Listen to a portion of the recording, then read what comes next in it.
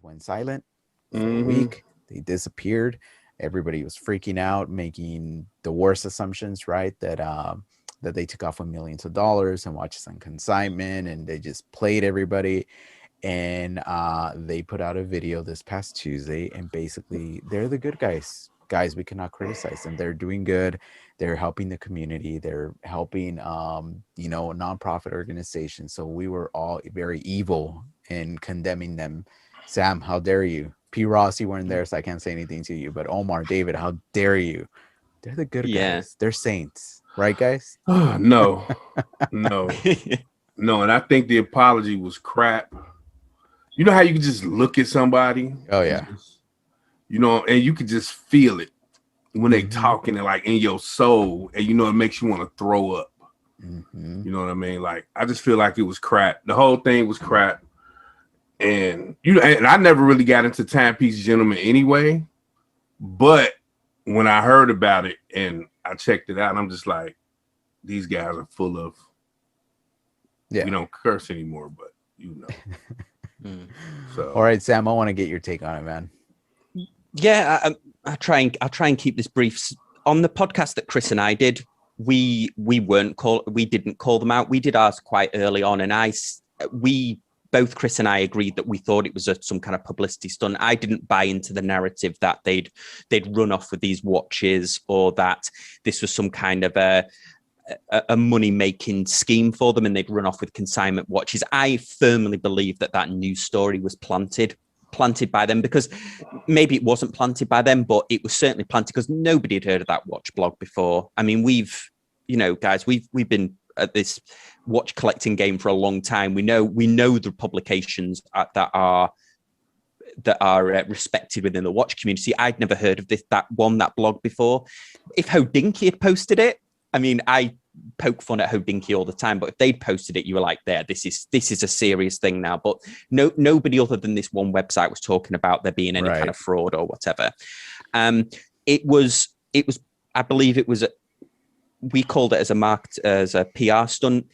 I think that they just, not only did they make a serious error of judgment doing this PR stunt, when that apology video doubled down on it. And you're right, Miguel, a lot of the watch community wasn't calling them out. I mean, they focused on Archie Luxury because Archie Luxury was the most vocal at calling them out, but the vast majority of other people were not calling them out.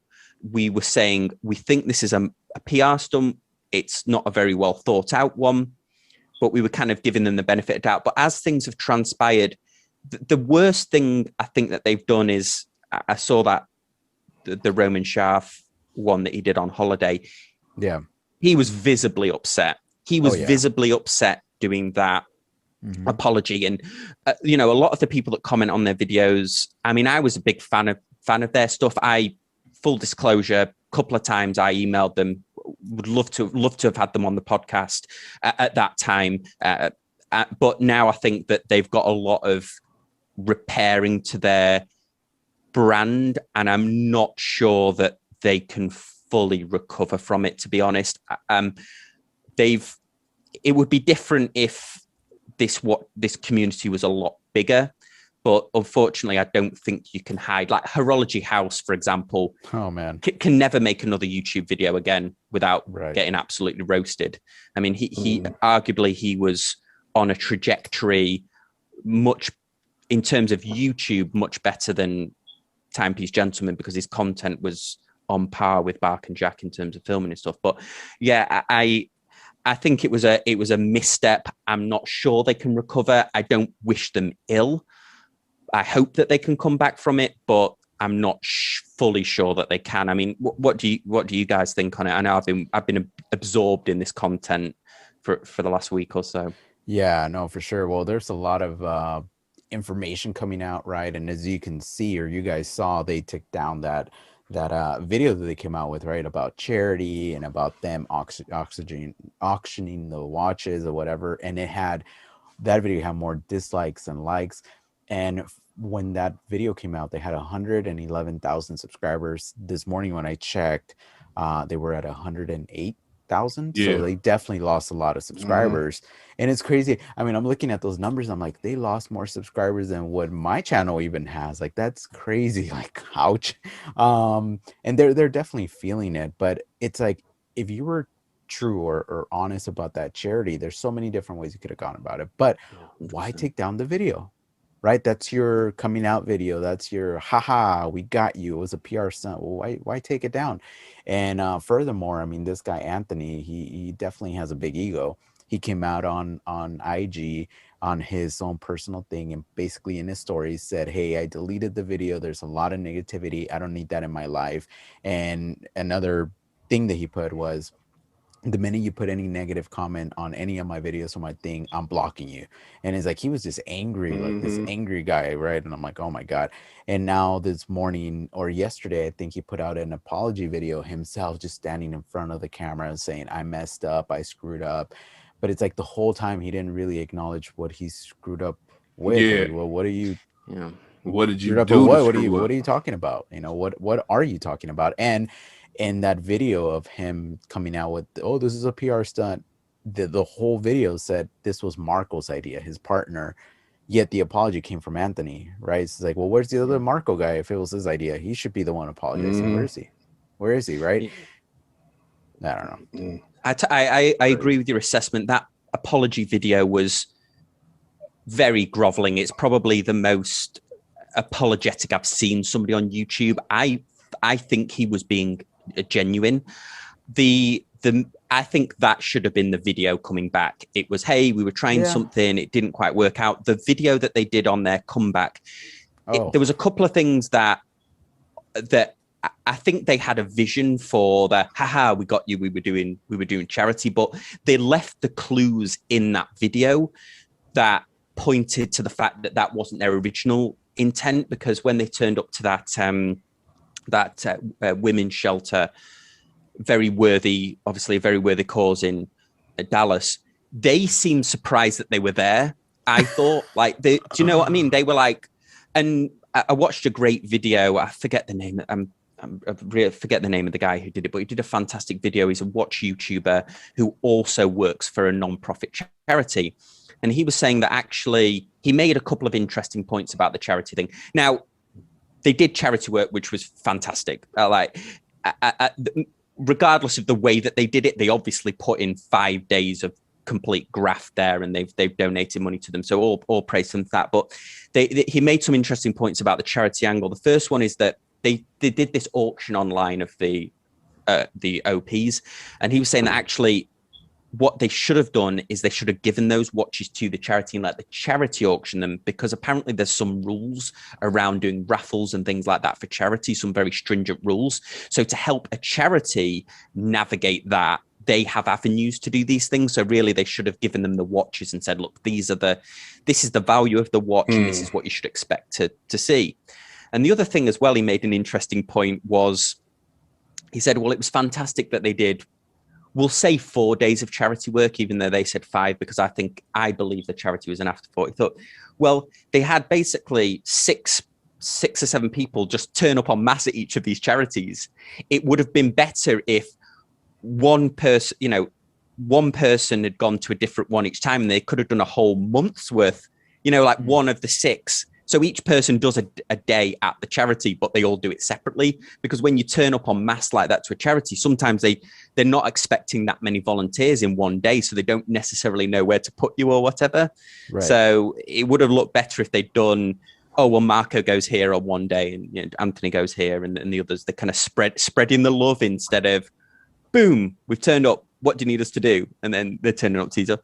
And I mean, the shame on that is that they should post those charity links again, because I think a lot of the community would donate to them. When they took that video down, they took the charity links down.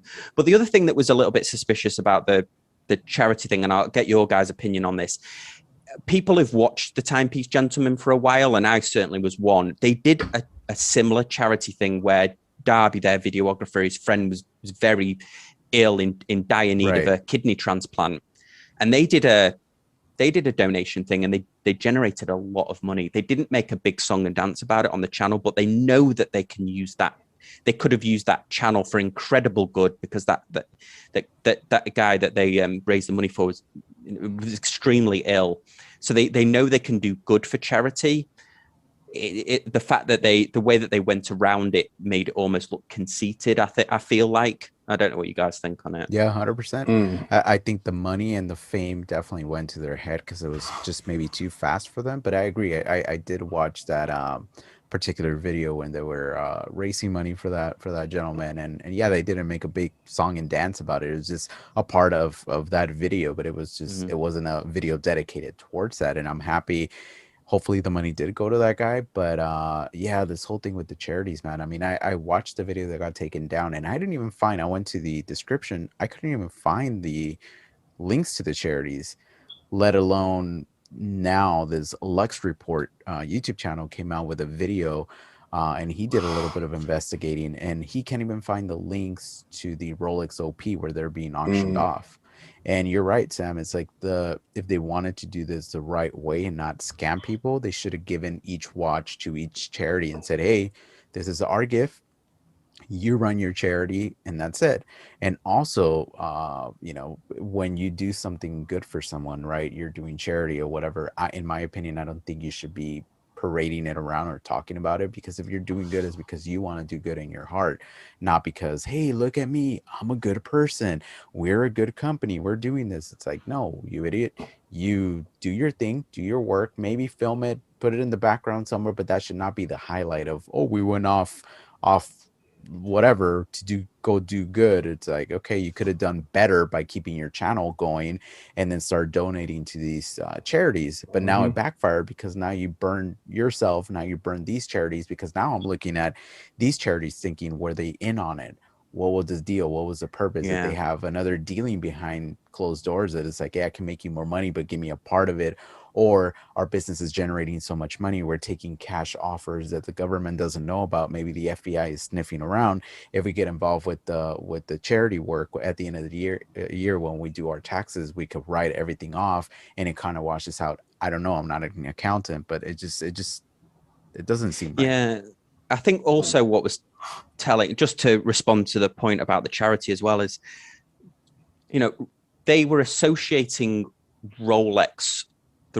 I wonder how Rolex would think about that. Whether the charities have to be careful about that, and because what they're doing is they're not just associating Rolex with those charities, which you would have to get some kind of Rolex PR involved, I think, but also you're highlighting something that Rolex don't want people to know, which is that, hey, these watches are going on the grey market far more than what the retail price is. Like, if you ask Rolex, the retail price is the retail price, isn't it? A Daytona is worth 12,500. A Datejust is worth 7,900 on a Jubilee. The Rolex don't think that the Datejust, they don't publicize that the Datejust is, oh, well, we put 7,900 on, but it's going to cost you 12, do they? So you're kind of using that bit of the hidden part of the grey market to try and do good for a charity, that delta. But so I think they could have gone about that, like you said, a much better way. I mean, any money that goes to charity is obviously fantastic. We would love to donate to those charities if they would post them, because they all seem like extremely worthy causes. I know that I've donated to charity on some of my videos, but not necessarily publicized it. So yeah. But yeah.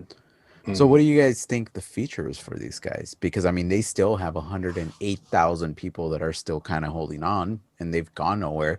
And I guarantee in that last apology video that Anthony did or whatever, there's a lot of positive comments on there, right? There's some negative, but there's a lot of positives. So I think they could definitely come back. But what's interesting is, how do you get to that point to where he was saying in the video he became arrogant and forgot about the love of watches, right? And he was just looking at the business side. How do you get to that point? You know what I mean? Yeah, I think that's a great point, because nobody tuned into their channel because they thought that they knew a lot about watches. Right. People tuned in because it gave us a glimpse into a side of the industry that is a secret.